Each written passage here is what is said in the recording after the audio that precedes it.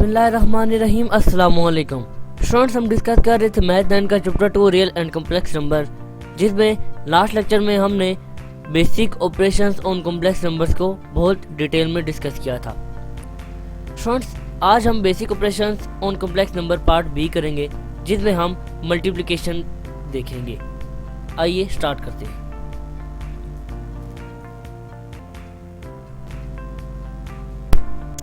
Ji students, basic operations on complex numbers. Students, अगर आपको याद हो और अगर आपने मेरा लास्ट लेक्चर देखा हो तो आपको मालूम होगा कि हमने उसमें एडिशन और सब्ट्रैक्शन को पढ़ा था कि कॉम्प्लेक्स नंबर्स में दो कॉम्प्लेक्स नंबर्स को किस तरह ऐड किया जाता है और दो कॉम्प्लेक्स नंबर्स को किस तरह सब्ट्रैक्ट किया जाता है।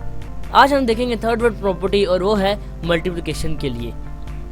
स्टूडेंट्स, जैसे कि हमने एडिशन और सब्ट्रैक्शन में दो कॉम्प्लेक्स नंबर्स को लेट किया था, सेम उसी तरह हम मल्टीप्लिकेशन में भी पहले दो कॉम्प्लेक्स नंबर्स को लेट कर लेते हैं। Let z1 is equal to a plus iota b and z2 is equal to c plus iota d। Students, multiplication दो तरह से की जाती है। एक तो अगर हम किसी कॉम्प्लेक्स नंबर्स को किसी स्केलर से मल्टीप्लाई कर दें। अब स्केलर से यहाँ पर मुराद ये है कि हम किसी भी रियल नंबर को 1 2 3 4 अप टू सो ऑन, इसको अगर हम कभी किसी कॉम्प्लेक्स नंबर से मल्टीप्लाई करें तो हमारे पास आंसर कैसा हासिल होता है। और दूसरी मल्टीप्लिकेशन की टाइप जो हमारे पास आती है वो इस तरह के हम दो कॉम्प्लेक्स नंबर्स को आपस में मल्टीप्लाई करें और फिर देखें कि हमारे पास क्या आंसर हासिल होता है। तो स्टूडेंट, सबसे पहले हम देखते हैं multiplication of complex number with a scalar. Scalar में हमारे पास इस तरह की एक इक्वेशन आएगी कि if k belongs to real number. अगर k रियल नंबर से बिलोंग करता है तो अगर k को हम किसी भी कॉम्प्लेक्स नंबर से लेट यहाँ पर हम z1 से मल्टीप्लाई कर लेते हैं, z1 की वैल्यू पुट की और k a से पहले k उस कॉम्प्लेक्स नंबर के रियल पार्ट से और फिर इमेजिनरी पार्ट से मल्टीप्लाई होगा, k a plus k b iota. Short second जो हम डिस्कस करेंगे मल्टीप्लिकेशन के लिहाज से वो है multiplication of two complex numbers. अब multiplication of two complex number से मुराद ये है हमने अभी हमने ऊपर कॉम्प्लेक्स नंबर दो लेट किए z1 एंड z2, इन दोनों को हम आपस में मल्टीप्लाई करेंगे। तो हम इन दोनों को लिखते हैं z1 मल्टीप्लाई बाय z2 कुछ इस तरह से। अब स्टूडेंट्स, ये जो रियल पार्ट है ये पहले इससे फिर ये इससे, रियल पार्ट पहले इसके रियल पार्ट से और फिर यही रियल पार्ट दूसरे के इमेजिनरी पार्ट से मल्टीप्लाई होगा कुछ इस तरह से। ए पहला रियल पार्ट पहले कॉम्प्लेक्स नंबर का दूसरे कॉम्प्लेक्स पूरे से मल्टीप्लाई कर देंगे हम, और फिर जो दूसरा इमेजिनरी पार्ट होगा उसको हम इस पूरे से मल्टीप्लाई कर देंगे। आप इसको डायरेक्ट भी कर सकते हैं, मैं फिलहाल आपको स्टेप बाय स्टेप समझाऊंगा। स्टूडेंट्स, अब ये ए इस सी के साथ मल्टीप्लाई होकर ए सी आ जाएगा और a इस अयोटा d के साथ a d अयोटा आ जाएगा, b अयोटा c के साथ b c अयोटा आ जाएगा और b अयोटा d के साथ b d अयोटा स्क्वायर आ जाएगा कुछ इस तरह से। स्टूडेंट्स, अब हम जानते हैं कि अयोटा स्क्वायर की जो वैल्यू हमारे पास होती है वो -1 होती है। आइए अब इसकी वैल्यू को पुट करते हैं। अयोटा स्क्वायर की यहाँ पर हमने वैल्यू पुट कर दी। अब स्टूडेंट्स, यहाँ पर ए सी और ये जब -1 इस बी डी से मल्टीप्लाई होगा तो -bd हासिल होगा। स्टूडेंट्स, अब यहाँ पर हमारे पास रियल पार्ट को हम रियल पार्ट के साथ लिख लेंगे और इमेजिनरी पार्ट को हम इमेजिनरी पार्ट के साथ लिख लेंगे। स्टूडेंट्स, जहाँ पर B C iota by mistake iota हम नहीं लिखा गया, आप इसको लिख लीजिएगा। तो फाइनल जो हमारे पास आंसर हासिल होगा, रियल पार्ट को रियल पार्ट के साथ अलग ब्रैकेट में लिख देंगे और इमेजिनरी पार्ट को इमेजिनरी पार्ट के साथ अलग करके ब्रैकेट में लिख देंगे और अयोटा को साथ ही कॉमन ले लेंगे कुछ इस तरह से। ए सी माइनस बी डी ये दो रियल पार्ट थे, हमने इसको ब्रैकेट में लिख दिया। ए डी अयोटा और बी सी अयोटा ये दो इमेजिनरी पार्ट थे, इनमें से हमने अयोटा को कॉमन लिया और A D plus B C हमने ब्रैकेट में लिख दिया। स्टूडेंट्स, ये है हमारा मल्टीप्लिकेशन का फार्मूला। अगर एमसीक्यूज में आपसे दो कॉम्प्लेक्स नंबर्स को मल्टीप्लाई करके कहा जाए कि आप मल्टीप्लाई करें और आंसर फाइंड करें, तो आप सिंपली ये फार्मूला लगाइए और आपको आपका आंसर हासिल हो जाएगा। स्टूडेंट्स आपकी बुक में पेज नंबर 51 पे एग्जाम्पल नंबर 4 है जो इसी मल्टीप्लिकेशन से मिलती जुलती है। आइए अब हम उसको सोल्व करते हैं। जी students, we are going to discuss example number 4। ये एग्जाम्पल आपकी बुक में पेज 51 पे गिवन है। स्टूडेंट्स अब हम इस एग्जाम्पल को सोल्व करेंगे। इस एग्जाम्पल की स्टेटमेंट में हमें कहा गया है कि solve 3 - 4 iota into x plus iota y is equal to 1 plus iota 1 plus 0 into iota. Students मेरा पहला सवाल आपसे ये कि राइट साइड पे 1 प्लस 0 डॉट अयोटा, इसमें इमेजिनरी और रियल पार्ट कौन कौन से हैं? जी आप जान गए, बिल्कुल स्टूडेंट्स ये जो 1 है ये हमारे पास रियल पार्ट है और 0 हमारे पास इमेजिनरी पार्ट है। इस एग्जांपल में हमें सिंपली ये कहा गया है कि आप x और y की वैल्यूज फाइंड आउट करें और इसने हमें साथ में अयोटा की वैल्यूज भी दे दी हैं। अब ये इक्वेशन हमारे पास कुछ इस तरह से है। हम इसकी लेफ्ट साइड को हम इसको सोल्व करेंगे। स्टूडेंट्स ये 3 इस x से मल्टीप्लाई होकर 3x आ जाएगा, फिर ये 3 अगेन इस y अयोटा से मल्टीप्लाई होकर 3y अयोटा आ जाएगा। सिमिलरली इसी तरह ही -4 अयोटा इस x से मल्टीप्लाई होकर -4x अयोटा आ जाएगा और -4 अयोटा इस y अयोटा से मल्टीप्लाई होकर -4y अयोटा स्क्वायर आ जाएगा, कुछ इस तरह से। और राइट साइड हमारे पास एज इट इज आती जाएगी। अब लेफ्ट साइड पे हम अगर इसको फर्दर सिंप्लीफाई करने की कोशिश करें तो हम जानते हैं कि अयोटा स्क्वायर की वैल्यू क्या होती है। अयोटा स्क्वायर की वैल्यू हमारे पास -1 होती है, तो आइए उसको हम पुट करते हैं। -1 अब इस 4 से मल्टीप्लाई होकर +4y आ जाएगा। और स्टूडेंट्स हम मल्टीप्लिकेशन में जब हमारे पास सिंप्लीफिकेशन हो चुकी होती है, अभी हम ऊपर डिस्कस करके आए, जब भी हम मल्टीप्लिकेशन कम्प्लेक्स नंबर्स में करते हैं, मल्टीप्लिकेशन के बाद हम रियल पार्ट को रियल पार्ट में लिख लेते हैं और इमेजिनरी पार्ट को इमेजिनरी पार्ट के तौर पर लिख लेते हैं। तो स्टूडेंट्स ये जो +4y हो जाएगा, 3x और +4y ये रियल पार्ट हैं, इन दोनों को एक साथ हम लिख देते हैं। और 3 अयोटा y -4 अयोटा x ये 2 इमेजिनरी पार्ट है, इनमें से अयोटा को कॉमन लेके 3y - 4x लिख लेते हैं और हमारे पास जो राइट साइड है वो एज इट इज आ जाएगी, कुछ इस तरह से।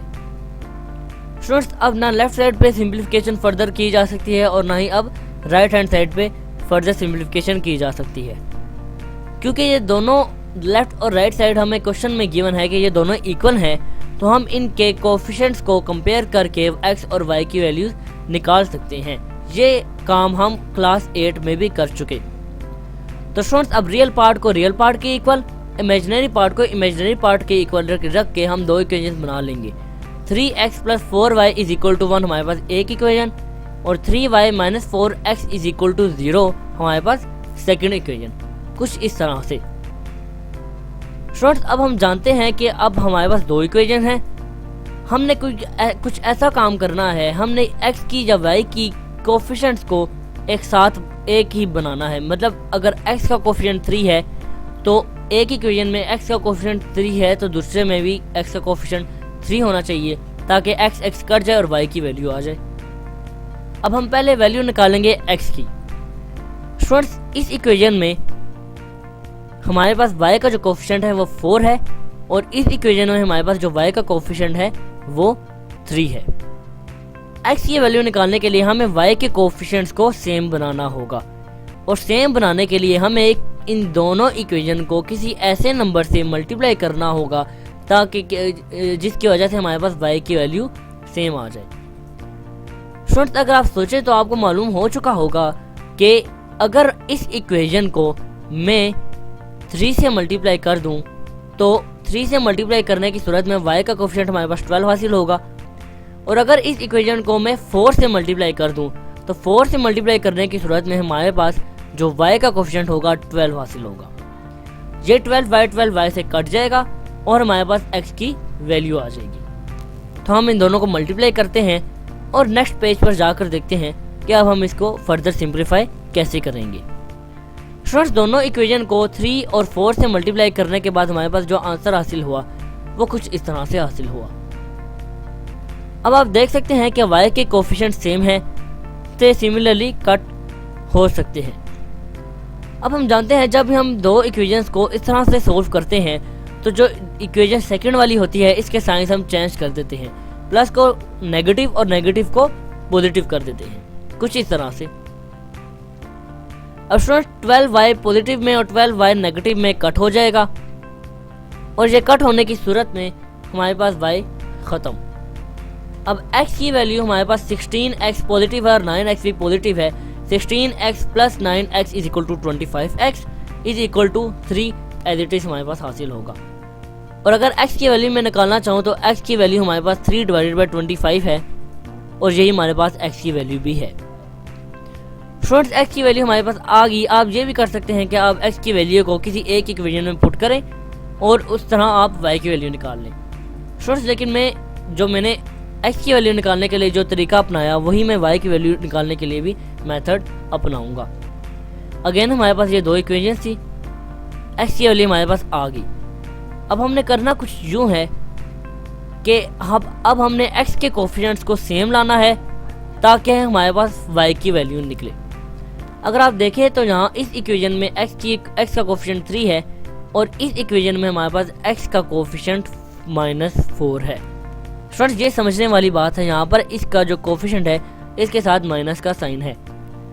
कोफिशिएंट्स को हमने सेम लाना है। अगर मैं इस इक्वेशन को 4 से मल्टीप्लाई कर दूं तो 4 3 12 यहाँ पर 12x, और अगर मैं इस इक्वेशन को -3 से मल्टीप्लाई करूँ, -3 से अब मल्टीप्लाई मैं क्यों कर रहा हूँ स्टूडेंट्स, -3 से मैं मल्टीप्लाई इसलिए कर रहा हूँ ताकि ये माइनस वाला साइन पॉजिटिव हो जाए। अगर मैं इसको खाली 3 से मल्टीप्लाई करूँ तो ये नेगेटिव ही रहेगा और नेगेटिव जब हम इसको इस तरह लिखेंगे तो साइंस चेंज होने की सूरत में पॉजिटिव हो जाएगा और हमारे पास x कट होगा ही नहीं। इस वजह से मैं इसको -3 से मल्टीप्लाई कर रहा हूँ ताकि नेगेटिव नेगेटिव पॉजिटिव हो जाए। कुछ इस तरह से हम इन दो इक्वेशन को मल्टीप्लाई करेंगे। स्टूडेंट्स अब मल्टीप्लाई करने के बाद हमारे पास जो आगे इक्वेशन हासिल होगी वो दो कुछ इस तरह से होंगी। x के कोफिशिएंट सेम आगे और y के सेम नहीं। x की कोफिशिएंट अब सेम हमारे पास, हम अगेन जानते हैं जब हम इन इक्वेशंस को सोल्व करते हैं तो जो सेकंड इक्वेशन जो हमने लिखी है उसके पॉजिटिव साइंस नेगेटिव और नेगेटिव साइंस पॉजिटिव, कुछ इस तरह से x कट जाएगा। 16y प्लस 9y 25y और 3 as it is, sorry 4 students यहाँ पर बाय मिस्टेक लिखा गया। ये 4 जब 1 से मल्टीप्लाई होगा तो हमारे पास यहाँ 4 हासिल होगा। आप यहाँ पर 4 कर लीजिएगा। अब y की वैल्यू अगर मैं फाइंड करूँ तो 25 4 के नीचे जाकर डिवाइड हो जाएगा और हमारे पास इस तरह y की वैल्यू भी फाइंड आउट होगी। x और y की वैल्यू हमने निकाल ली और यही हमारा रिक्वायर्ड आंसर भी है। स्टूडेंट्स आइए अब मूव करते हैं एक्सरसाइज 2.6 में, जिसमें हम क्वेश्चन नंबर 3 को सोल्व करेंगे। जी students, we are going to discuss question number 3 of exercise 2.6। इसमें हमें कहा गया है simplify and write your answer in the form of a plus b iota. अभी हम मल्टीप्लिकेशन पढ़कर आए हैं कि दो कॉम्प्लेक्स नंबर को किस तरह मल्टीप्लाई किया जाता है, उसी से ही रेलिवेंट ये क्वेश्चन हैं। अब हम इन क्वेश्चन को सोल्व करते हैं। फर्स्ट पार्ट में आपके लिए सोल्व करने जा रहा हूँ -7 प्लस 3 अजोटा इंटू -3 प्लस 2 अजोटा। अब इन दोनों को हमने मल्टीप्लाई करना है।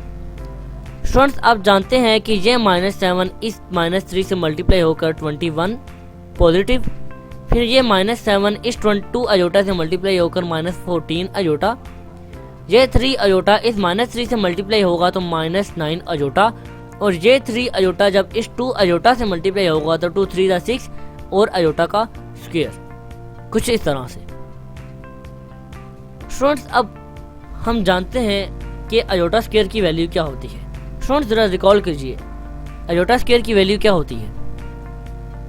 जी, अजोटा स्क्वायर की वैल्यू हमारे पास -1 होती है। आइए पुट करते हैं। अब ये -6 से जब मल्टीप्लाई होगा तो -6 हो जाएगा। आइए लिखते हैं, -6 हो गया। और अब ये और ये दो रियल पार्ट है और ये दो इमेजिनरी पार्ट। रियल पार्ट के साथ ऐड होकर हमारे पास आंसर इमेजिनरी पार्ट के साथ 21 - 6 is equal to 15 and -14 iota -9 iota is equal to -23 iota. तो स्टूडेंट्स ये हमारे पास आंसर आ गया।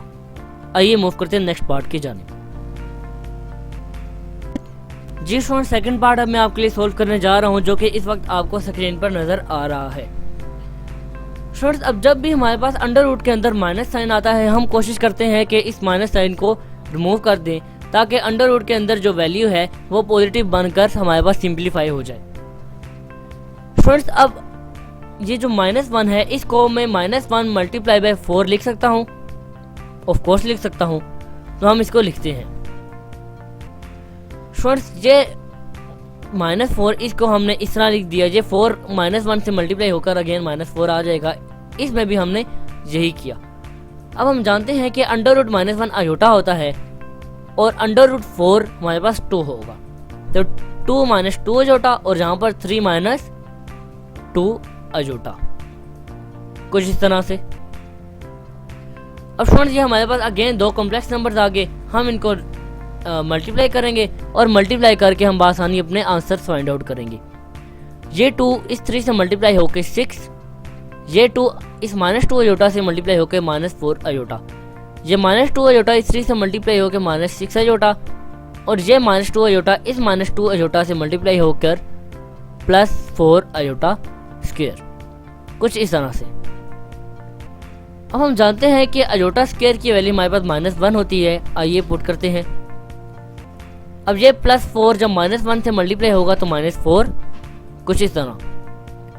अब स्टूडेंट्स, ये रियल पार्ट से ये 6 -4 से जब सब्ट्रैक्ट होगा 6 - 4 = 2 और -4 अयोटा -6 अयोटा -10 अयोटा, और यही हमारा रिक्वायर्ड आंसर भी है। आइए मूव करते हैं नेक्स्ट पार्ट की जानिब। स्टूडेंट्स, अब थर्ड पार्ट सोल्व करते हैं इसी क्वेश्चन का। थर्ड पार्ट में स्टूडेंट्स हमें अंडर रूट 5 - 3 अयोटा इसका होल स्क्वायर है। अब स्टूडेंट्स, इसको सोल्व करने का जो मेथड है वो ये है कि हम इसको a + b whole square formula लगा देते हैं, जो होता है a² - 2ab + b²। Students, a - b whole square का इसका फार्मूला लगेगा अंडर रूट 5 का होल स्क्वायर, फिर +3 अयोटा का होल स्क्वायर और -2 अंडर रूट 5 × 3 अयोटा। आइए लिखते हैं कुछ इस तरह से। अब स्टूडेंट्स, ये स्क्वायर इस अंडर रूट से कैंसिल होकर 5 आ जाएगा। ये जब इसका स्क्वायर लेंगे तो 3 3 9 और 9 अयोटा स्क्वायर आ जाएगा और ये हमारे पास एज इट इज आ जाएगा, बल्कि ये 2 इस 3 से मल्टीप्लाई होकर 6 अयोटा अंडर रूट 5, कुछ इस तरह से।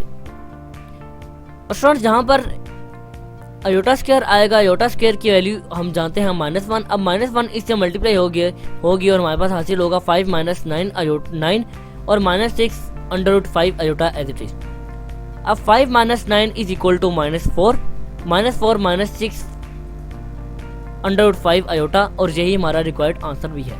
आइए मूव करते हैं इस क्वेश्चन के लास्ट पार्ट की जानिब। जी स्टूडेंट्स, लास्ट पार्ट अब सोल्व करते हैं, पार्ट नंबर 4।